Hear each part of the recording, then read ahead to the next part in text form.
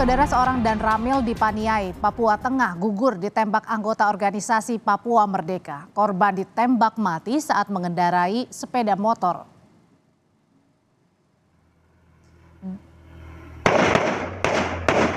Dalam video yang diduga direkam oleh komplotan OPM dan viral kemudian di media sosial, tampak korban sudah diincar sebelumnya. Korban Letda Octavianus Sugalrey yang merupakan dan Ramil Aradide Paniai tengah mengendarai sepeda motor seorang diri melewati jalanan yang sepi saat dihadang OPM. Dan tak berselang lama dalam video amatir terdengar ada suara tembakan dan tubuh korban sudah tergeletak di jalanan dikerubungi sejumlah anggota OPM.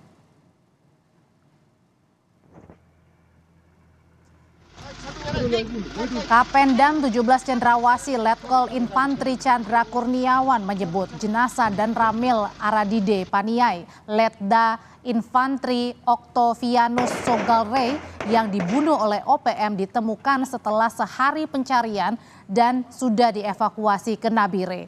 Chandra menjelaskan dan Ramil hilang usai keluar kantor pada Rabu siang. Korban dihadang dan dibunuh anggota organisasi Papua Merdeka di wilayah Pasir Putih.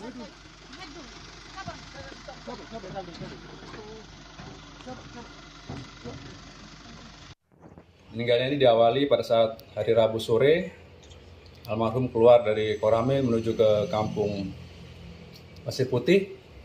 Namun pada saat ditunggu sampai hari Kamis pagi tidak ada. Setelah itu dicari dan ditemukan tergeletak meninggal di arah jalan ke arah Pasir Putih. Kita lihat sendiri di video itu sudah ditembak, namun begitu tergeletak tidak berdaya, masih dianiaya sampai meninggal. Tentunya ini menjadikan catatan bagi kita yang selama ini OPM selalu berteriak menyampaikan pelanggaran HAM, tapi ternyata kita bisa lihat kejadian seperti itu.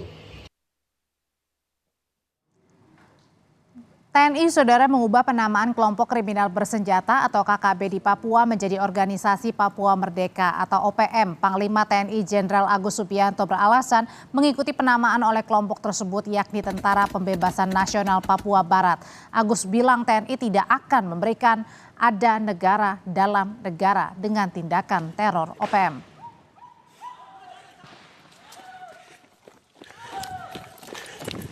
Jadi dari mereka sendiri menamakan diri adalah TPNPB, jadi Tentara Pembebasan Nasional Papua Barat, bersama dengan OPM. Ya.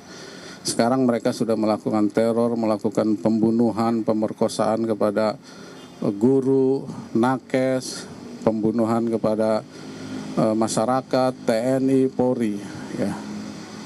Masa harus kita diamkan seperti itu? Dan dia kombatan membawa senjata. Saya akan tindak tegas untuk apa yang dilakukan oleh OPM. Tidak ada negara dalam satu negara. Bagaimana sebenarnya kronologi pembunuhan dan Ramil di Paniai, Papua Tengah oleh OPM dan dari kelompok OPM mana ini para pelakunya? Sudah ada Kadis Penat TNI Angkatan Darat Brigjen Christombe Sianturi. Selamat petang Pak Christombe. Selamat petang Mbak Audrey. Sebelum saya tanya, turut berduka cita sedalam-dalamnya Pak atas kepergian dan Ramil yang ditembak kemudian juga dibunuh oleh OPM. Terima kasih Mbak Audrey. Pak Kadis Penat, jadi sebenarnya kronologinya seperti apa sih? Tadi kan dan Ramil ini seorang diri perginya naik motor, nampaknya sudah diincar lama oleh para pelaku. Ya, artinya memang pada tanggal 11 April 2024 sekira pukul 11 waktu Indonesia Timur, memang telah ditemukan jenazah atau almarhum atas nama Letnan 2 Infantri Octavianus Sugalrey yang saat ini menjabat sebagai Komandan Ramil 170304 Aradide Paniai. Jadi jenazah ditemukan di Jalan Trans Ena Rotali Aradide, Pasir Putih, Distrik Aradide. Sebenarnya almarhum sudah meninggalkan pos Koramil itu pada tanggal 10 April 2024 sekira pukul 17.00 waktu Indonesia Timur dengan menggunakan sepeda motor Honda CR-V Dinas. Waktu itu mau kemana rencananya? Nah, artinya kan beliau ini kan sebagai komandan Koramil ya di sana yang memang mempunyai wilayah binaan di Aradide itu. Jadi dia melaksanakan komunikasi sosial dengan masyarakat di sana sehingga merasa aman karena sudah terbiasa dengan masyarakat di sana gitu. Kemudian tetapi rupanya hal ini yang dibaca oleh kelompok OPM. Kelompok OPM itu bukan masyarakat Paniai, dia berasal dari tempat lain ya. Yang kita analisa ini merupakan dari Kodap 13 KGP Nipo Paniai pimpinan Matias Gobay. Jadi dia bukan masyarakat di situ. Artinya kalau masyarakat di sekitar Paniai itu dia sudah memiliki hubungan batin, hubungan keterikatan kekeluargaan yang kuat, yang erat dengan Pak Dan Ramil tadi. Ya, jadi beliau mungkin sudah terbaca, ditunggu, dan dengan keji dibunuh oleh kelompok OPM. Jadi kalau bukan dari orang situ, kemudian tiba-tiba sudah membidik sampai membunuh Dan Ramil, dugaan motifnya apa sebenarnya? Ya, artinya karena dia komandan Koramil di situ yang selama ini membantu masyarakat, membantu percepatan pembangunan masyarakat, melakukan kegiatan teritorial, inilah yang membuat kelompok OPM tidak senang.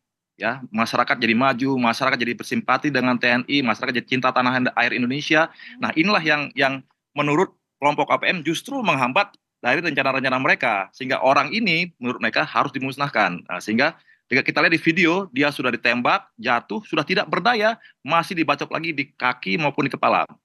Nah, ini tindakan kekejaman atau kekejian yang seharusnya tidak boleh diberlakukan. Secara hukum internasional juga, secara hukum perang sudah melalui aturan untuk manusia yang tidak berdaya masih dianiaya seperti itu. Nah, gitu.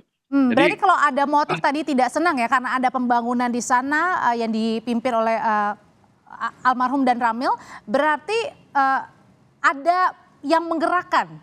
Pimpinannya siapa dari OPM ini? Ya, kalau kita lihat bahwa analisa dari Kodap 13 Matias Gobay dan itu mereka itulah yang kira-kira mengganggu keamanan di wilayah itu gitu ya. Sebenarnya kan OPM ini kan terbagi-bagi, tidak ada mereka struktur komando yang pasti.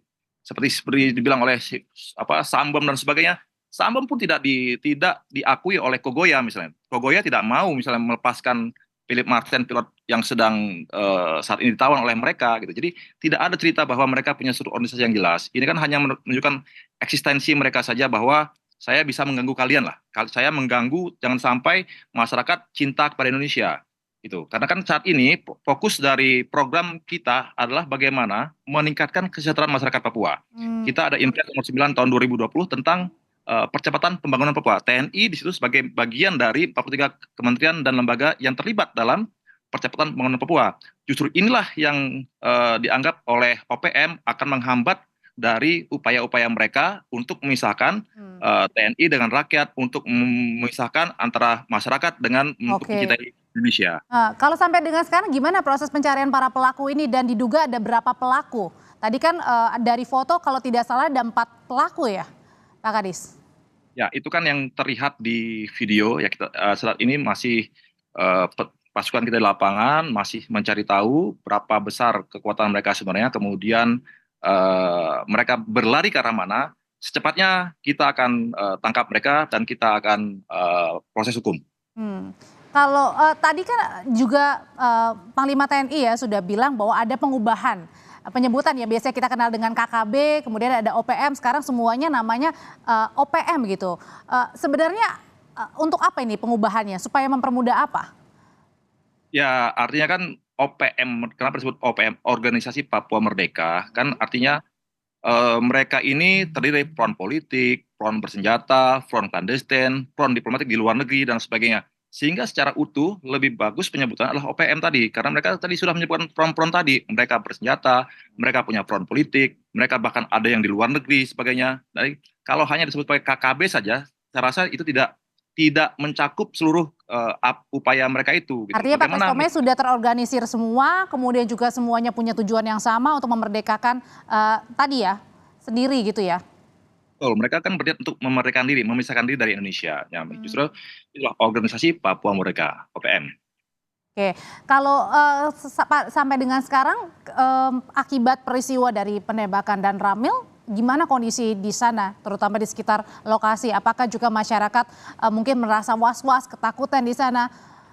Pak Ya, saat ini Bismillah. situasi sih sudah kondusif, jadi aparat juga sudah TNI dan Polri juga menjamin keamanan masyarakat, anggota sudah keluar termasuk untuk pasukan-pasukan yang emang ditugaskan di sana sudah mengejar keberadaan OPM dan mereka sudah mundur ini. Mereka artinya kan hit and run saja. Mereka tidak akan berani secara terbuka untuk melaksanakan misalnya pertempuran. Tidak ada, mereka tidak punya kemampuan itu. Tapi Sehingga mereka hanya pembangunan terus jalan sampai sekarang meskipun tadi ada peristiwa yang tidak kita inginkan? betul, terus jalan. Artinya kan ini korban dalam rangka untuk meningkatkan kesejahteraan masyarakat Papua. Tidak apa-apa, itu sudah memang tugas kami, tapi komitmen kita untuk meningkatkan kesejahteraan Papua, untuk meningkatkan pembangunan di sana tetap harus jalan terus. So must go on. Dan untuk pencarian dari para pelaku sendiri, Pak Kristome, juga melibatkan polisi atau masyarakat setempat kah? Pasti, Pak. Jadi kita kan semua elemen ini berkolaborasi, bekerja sama, artinya baik TNI, Polri, masyarakat yang ada di sana, yang memang cinta pada tanah air, cinta pada Indonesia. Tidak semua masyarakat di sana senang pada OPM, justru mereka butuh kehadiran kita. Makanya beberapa desa malah menyatakan ingin ada TNI di sana, ingin ada TNI dan Polri di sana, karena kita pun melaksanakan pembangunan seperti misalnya sumber-sumber air, masuknya listrik ke wilayah-wilayah terpencil. Saat ini kita lah yang melakukan itu, bukan OPM. Justru OPM yang ada di luar negeri, apa yang sudah mereka berikan kepada masyarakat Papua? Tidak ada. Justru kita, TNI Polri, justru pemerintah Indonesia saat ini yang berusaha meningkatkan kesejahteraan masyarakat Papua. Dan melalui peristiwa pembunuhan ini tetap pembangunan di sana berjalan terus ya Pak ya? Tetap terus, Mbak. Baik, terima kasih Kadis Penat TNI Angkatan Darat Brigjen Kristome Sianturi sudah berbagi pandangan di Kompas Petang. Saya selalu, Bapak.